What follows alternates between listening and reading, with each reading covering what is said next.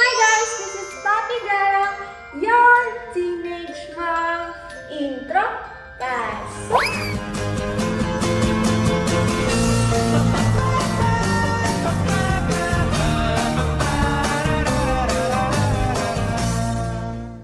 At ngayon guys, ang gagawin ko for this video ay walang iba kundi ballet. Yes. I am doing ballet again after 6 years, almost 7 years simula na nag-stop ako. Hindi ko na matandaan kasi kung what month at that year ako nag-stop. Pero sa kalkula ko, almost 7 years. So parang 6 years up to almost 7. Kaya nalang paligoy-ligoy pa kasi na-miss ko talaga. Ayun, i-introduce ko sa inyo yung one of my very kinaka-adikang sayaw ever since pa noong bata ako. Up until now naman, kahit may iba akong genre na ginagawa like twerk, hip-hop, or kung ano-ano pa, sexy dance, or kung ano pa yan, still, meron pa rin talaga ng space yung ballet sa puso ko. Kaya hindi ko siya ma-let go na kahit hindi na ako masyadong active sa pagbaballet, ito pa rin. Gagawin ko pa rin siya. So ayun, tignan lang natin kung magawa ko pa rin ba yung mga what I used to do before nung nagbabali pa ako. So, samahan niyo ko guys.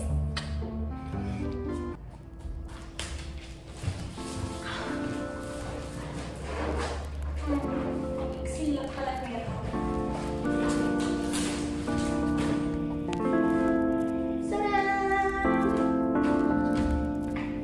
So, ayun na nga guys. So, nakikita niyo ngayon, naglatag ako ng floor mat at saka yung hawakan namin na ang tawag dito ay ballet bar. Hindi ko lang kung bakit bar. Pero ayun, ballet bar. Basta yun. Ito yung hinahawakan namin para mag-guide sa amin. Hindi kami matumba, madulas, o kaya mahulog. Ganon. Anything na kailangan mo ng balance. Ito yung kasangga ko. So ito lagi hinahawakan namin. Ganyan. Kapag iikot kami, kapag na-balance, kapit ulit. Ganyan. Pag nag-stretching kami, hawak dito para hindi matumba. Ganon. So, after naman yan, papakita ko sa inyo kung ano ba yung mga ginagamit ko sa ballet class ko dati. Ayan. So, ngayon, ipapakita ko sa inyo kung ano yung mga ginagamit ko way back before nung nagbaballet pa ako. To be honest, itong mga gamit na to, actually hindi siya yung mga ginamit ko before eh. Kasi lahat ng yun, maliit pa ako noon. So yung size noon, hindi na talaga siya kasya sa akin. Ngayon, may nagbigay sa akin ng mga ballet stuff. Yan, ballet stuff. And galing sila sa iDance PH. Ayan, ito po yung Instagram nila and yung Facebook page nila. Doon po kayo makaka-avail na itong ballet floor mat and itong ballet bar. And also, pinadala din nila ako ng mga ballet clothes, which is ito po yung mga usually na ginagamit ng mga ballet dancers kapag nagka-class sila. Let's start off with ballet shoes. Ngayon, meron akong dalawang klase ng ballet shoes na often nami-mistake ng mga tao na isa lang na klase ang ballet shoes ng mga ballerinas. First one is yung soft shoe namin na classical ballet shoes na ginagamit namin sa klase kapag nagwa-warm up or kapag nagre-rehearse. And meron din kaming point shoes. Actually, ito pwede rin gamitin sa class, sa mga klase ninyo. Kaso nga lang, ang point shoes, mas more advanced yung level na kinakailangan bago mo siya gamitin. Kasi pwede kayong ma-injured dito at pwede kayong mabalian ng buto sa paa kapag wala pa kayo sa tamang kalakasan, tamang strength, or tamang edad para gamitin to. Actually, trivia lang guys, way back nung 8 or 9 years old ako, excited ako magka-point shoes. To the point na nagpabili talaga ako agad kahit wala pa ako sa level na yon para mag-point shoes. Ending, ayun, tingnan ako mabalian ng paa. So, ayun na nga. Ano nga ba ang nasa loob ng mga ballet shoes, di ba? Ang soft ballet shoes namin, usually, gawa siya sa canvas na tela. And very stretchy naman siya. Comfortable sa paa, para ka lang naka-medyas. And yung ilalim niya, parang may leather type na thingy. Ayun. And non-slip siya. So, usually kapag umiikot kayo, yan, umiikot na pang ballet, ganyan, hindi kayo madudulas. Hopefully. Kasi minsan yung mga ganito ko, nadudulas pa rin ako kapag alam nyo na. Well, anyways, going naman sa point shoes, ano nga ba ang nasa loob ng point shoes? Ang point shoes made out of parang satin yung outer cover niya. And then, sa loob neto, iba-iba kasi yung klase ang nasa loob ng point shoes. Depende sa brand na bibilin mo. For example, sa akin, ito, hindi ko na babanggitin yung brand kasi hindi naman ako sponsored. Duh. So, ayun. Etong na to, ang nasa loob nito, usually, gawa siya sa paper with glue. So, parang pinagpatong-patong na papel with glue para medyo tumigas yung box niya. Pero sa akin, already, malambot. So, medyo patay na yung sapatos na to. And then, sa likod naman, meron siyang parang shank kung tawagin. Yung shank niya is yung nagsusupport sa paa ng mga ballerinas para makapag-point. Ganyan. Para makatayo on point or the tip of their toes. Ayan, para maging ganyan. Ayan, ito yung nagsusupport sa kanya. Ganon. And then, also, meron din garter para syempre hindi matanggal yung sapatos mo habang sumasayaw ka. And also, for extra support, ito talaga pinaka-favorite ko sa sapatos na to, yung ribbon. And papakita ko sa inyo guys kung paano namin siya sinusuot. Okay, moving next naman. Actually, very excited ako ngayon kasi gagawin ko na ulit at susuot ko na ulit yung mga bagay at mga damit na gusto ko suotin noon pa. Ayan. So, meron tayo, actually sa pagbaballet, mostly ng girls, especially kapag nasa beginner level to intermediate level kayo, lahat kayo talaga required mag-tights. Ang tights, tawagin sa atin is stockings, ganyan, or fishnet, or whatever. Pero sa ballet, ang tawag namin dito is tights. Ang pinagkaibahan ng regular stockings at tights ng pang-ballet, bukod sa sobrang stretch niya, malala, meron siyang hole sa may, ang tawag dun sa ilalim ng paa, talampakan, sakong, talampakan. Ayan, sa talampakan may butas kasi ang mga ballerinas, usually kapag sobrang pagod na yung paa namin, na araw-araw kami nagpo-point shoes, ganyan, kailangan namin ng pahinga sa paa. So, kunwari, nakasuot yung paa mong ganyan, may butas, iaangat namin para ma-expose yung paa sa hangin, ganyan, mahanginan siya, hindi siya mamaho, hindi siya magpawis or whatever, basta yun na yun. Yung tights, meron silang 3 colors. Merong white, merong beige or skin tone, and meron din pink or salmon pink. I know na hindi siya ganun ka-pink as you guys expected kasi sa ballet talaga, hindi talaga ganun ka-pink yung suot namin. And usually, ganitong color lang siya para sa stage. Medyo mukha siyang skin tone, pero may pagka-white and pagka-pink pa rin siya na undertone. Basta yun na yun. So, yun, meron akong 3. And this is by iDance PH. Again, thank you so much! Ayan, excited na ako suotin ito. Moving on naman sa next na damit ng pang-ballet. Bukod sa tights, syempre, meron kaming leotards. Leotards. Basta leos ang tawag ko doon for short. Kasi ang hirap banggitin ng leotards or leotards. Diba? So, Leo, yun. We'll call them Leo from now. So, eto, meron akong red Leo. Ayan. And nakalimutan ko yung code na ito. So, ito, galing din to sa iDance PH and nag-send ako ng sukat ko para custom fit talaga siya sa katawan ko, yung build ng katawan ko. Kasi sa ibang ballet school, small, medium, large, ganun lang yung sizes nila. And for example, usually ang mga ballerinas, they expect them to be flat-chested, flat yung puwet, kasi nga lahat kami payat o kaya muskulado, ganun. So, minsan kapag kunwari, tulad ako, meron akong breast implants, minsan hindi mag-fit yung Leo ng maayos. So, thank you sa iDance PH kasi kinostomize nila yung mga leotards ko for me. Ayan. So, meron tayo na to, red one. Ganda, diba? And para siyang swimsuit, guys. Tataka kayo, para siyang swimsuit. And yung ibang tao, kapag first time nila magsuot ng ganito, nakahalayan sila magsuot. Pero, para sa mga ballerinas, normal lang talaga kasi kami, araw-araw naming suot ganito lang. And then yung mga lalaki, naka-tights din, bakat yung anek, bakat yung ano, ganan. So, bakat-bakat talaga. And liberated kami sa mga bagay na yun. Okay, next one. Meron naman tayo neto. Ito, favorite ko din yung color neto kasi maroon and pink. Ayan. Pa-t-shirt siya kasi minsan, kapag kunwari hindi pa ako nakakapagpawak sa kilikili, tapos medyo tumutubo na yung mga buhok. Ganun. Diba? Medyo nahihiya ako itaas yung kamay ko. So, meron din akong pa-shirt type na Leo. Para may coverage siya dyan. Ganun. Kapag medyo insecure kayo sa sarili nyo na hindi kayo confident itaas yung mga kamay nyo, this is the one for you. And then also, meron pa tayo. Ibang color din. Ito naman blue. Na ito yung favorite design ko ever since nagbaballet pa ako kasi sobrang complimenting niya sa body type ko. Ayan.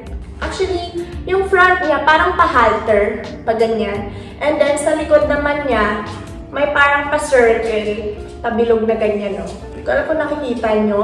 Pero ayun siya, low back, ganon, yung eksena niya. Tapos turtleneck na halter, ganon.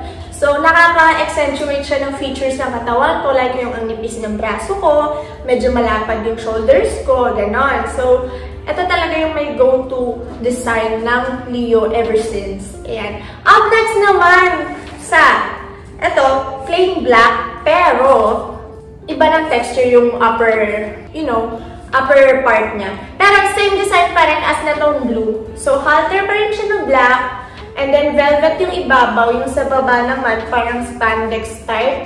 And then yung likod, same pa din, dikod pa rin yung likod, and turtleneck. So, ayun. Up next naman, ito ang pinakasagrado sa ballet school. Bakit sagrado ko sinabi? Kasi hindi lahat ng levels pinapayagan ng mga teachers na magsuot nito. For example, di ba naka-tights ka na, and then naka-Leo ka na. Meron kaming ballet skirt. And yung ballet skirt namin is usually manipis lang siya. And ayan, tinatali siyang ganun. And usually, yung mga ballet skirts, hindi talaga as much as possible na ina-allow sa mga dancers. Pwede na lang kunwari mayroon kang mens, may period ka, na natatakot ka, baka matagusat ka, ganyan. Yun lang yung mga ina-accept nila dun sa dress code nila. So etong black na to, binili ko to way back, and then hanggang ngayon nasa akin pa rin. Hindi ko rin alam kung bakit nasa akin pa. Pero ayun. And eto naman, meron akong prints. Ayan. Purple yung ribbon niya, and then floral kinamberloot.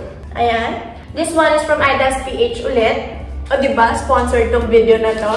And then also, meron din black na floral from Idance PH pa rin. Kabog ang mama mo, sponsored. And also, may binigay sila sa akin. Natuwang-tuwa ako dito, pero hindi ko alam kung magagamit ko pa for now kasi kakabalik ko lang sa ganitong type ng sayaw, and hindi ko pa siya masyadong gamay ulit. Like the way na ginagawa ko siya before. So, meron tayong ballet, what do you call this? Spinboard! Ayun, alala ko, dahil spinboard pala tawag dito. Kasi, pwede kang mag-flat ng paa or naka-demi point, tapos pwede kayong umikot-ikot, ganyan. So, ito, may video ako, ganyan. May video ako na preference. Ganyan siya ginagamit. And then, etong mga to naman, mga egg-egg ko lang, kumbaga, etong crop top from H&M, na actually, pang-cover ko lang siya talaga ng kilikili and arms. Kapag gusto mo na medyo warm, medyo mainit sa pakiramdam, pwede kayong maglagay ng damit sa labas ng gamit nyo pang ballet. So, pwede kayong mag-cover on top ko nga, crop top na ganyan na may long sleeve, parang medyo mainit sa kamay. Ganon. And meron din ako nito, gray. O, diba? Ang daming egg-egg. Pero, don't get me wrong guys ha, yung mga nagaganito lang usually pinapayagan nila kapag either company member ka na, or parang principal dancer. Kasi kapag principal dancers na, company members, doon lang sila hinahayaan mag-freestyle ng damit. Kasi, ewan ko, hindi ko rin alam. Hanggang ngayon, mystery pa rin sa akin kung bakit hindi sila uniform na uniform. Or dahil siguro kasi kapag estudyante ka talagang uniform lahat para mamukhang student, ganon. So, ayan. Anyways, ayun na nga. Thank you so much sa Idance PH para sa aking ballet thingies. Ganon, di ba? And then also not to mention, ito, ang pinaka-favorite ng lahat na nakita niyo naman ito sa TikTok ko dati. Ayan. Ito yung tinatawag na ballet tutu. Na alam kong lahat ng tao nagtataka, ano kaya yung nasa loob ng ballet tutu? Bakit kaya nagiging flat siyang gad na parang pancake? Diba? Iniisip nila, baka may bakal, or baka may kahoy, baka may alambre, gano'n. Pero ang totoo, wala siyang kahit na ano. Gawa lang siya sa parang net na medyo matigas-tigas. And then parang ginanon-ganon na tahi. And then paliit ng paliit yung dito sa loob. Para maging flat siya. Ayan, tingnan nyo. O, diba? Kapag nakasuot siya sa akin, mataas siyang ganun. Ayun na nga, anyways, ang dami kong review dito. Let's go on and try this on. So, ayun na nga guys, suot ko na yung pang ballet. And ayan, makikita nyo naman sa ilalim, di ba may butas.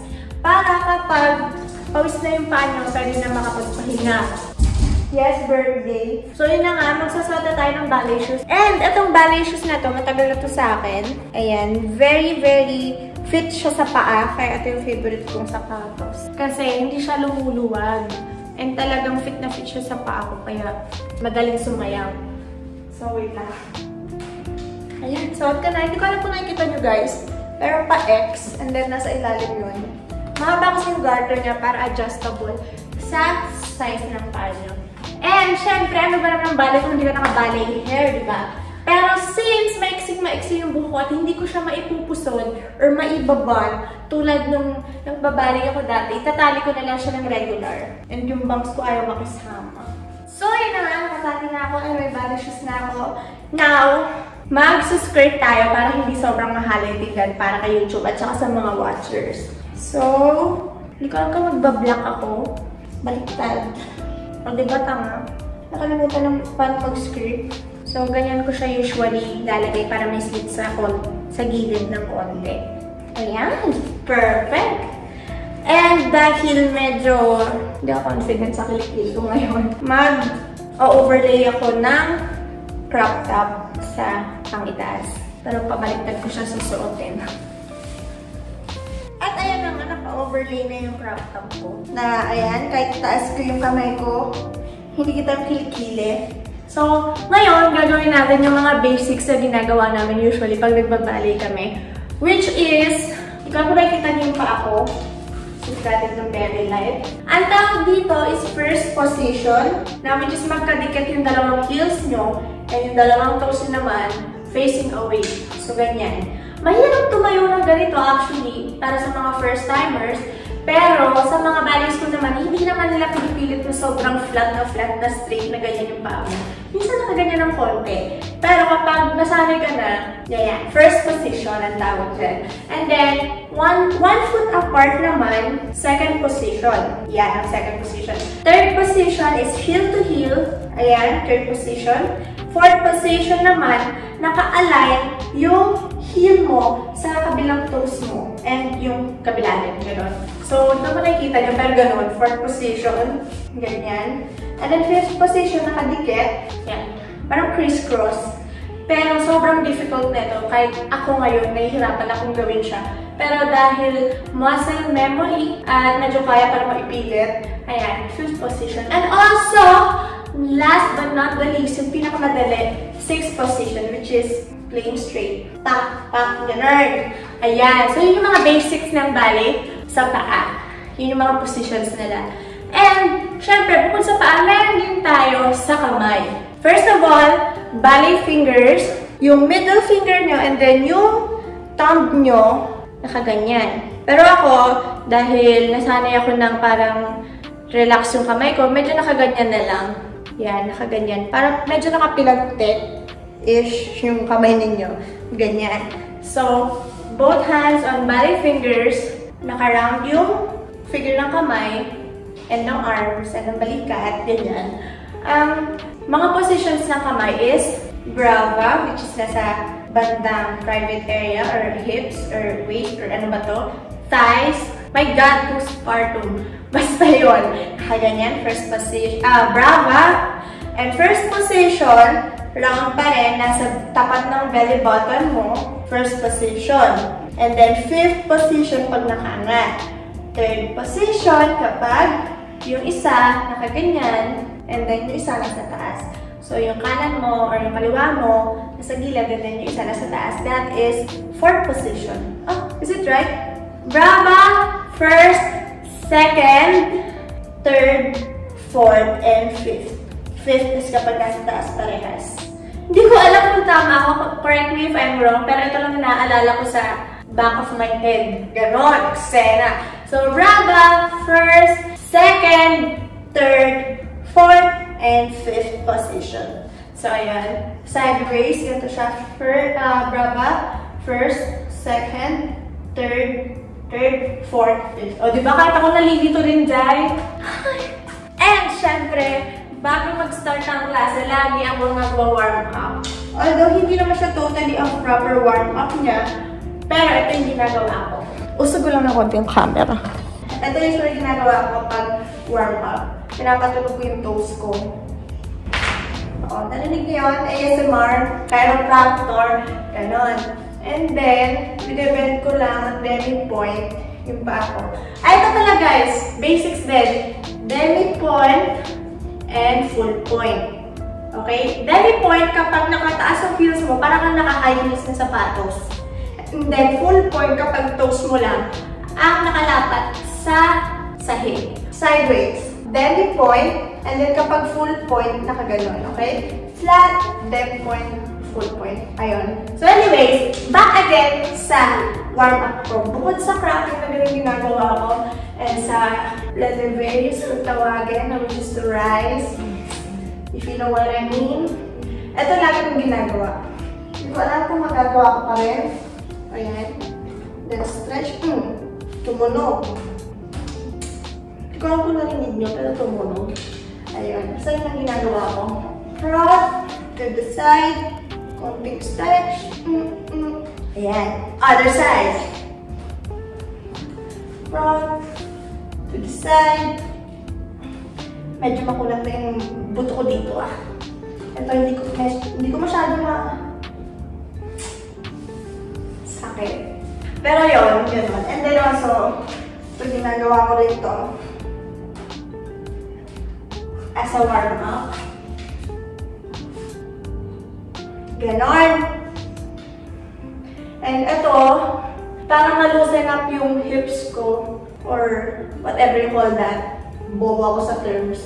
Pero para lang hindi masyado masakit sa singit at saka dito banda kapag nag-stretching. So, ayun. Anyways, magbabalik class na ako. So, maybe time-lapse na lang to. Once again, I want to thank iDance PH for sponsoring this video with the floor mat, ballet bar, tights, skirts, leos, and ballet shoes as well. Thank you so much. Like nyo po yung page nila and yung IG nila, i-follow nyo. Kasi, sobrang affordable lang ng mga gamit nila pang ballet. So, perfect para sa mga gusto mag-online class ng ballet. Especially na yung pandemic, wala kayo mahanap na face-to-face classes. So, kung at home kayo at gusto nyo pa rin matuto mag-ballet at wala kayong mabilhan, hindi nyo alam kung saan kayo bibili, go to that page and that Instagram. Doon nyo lang mahanap yun. So, ayun nga, guys, magka-class na ako.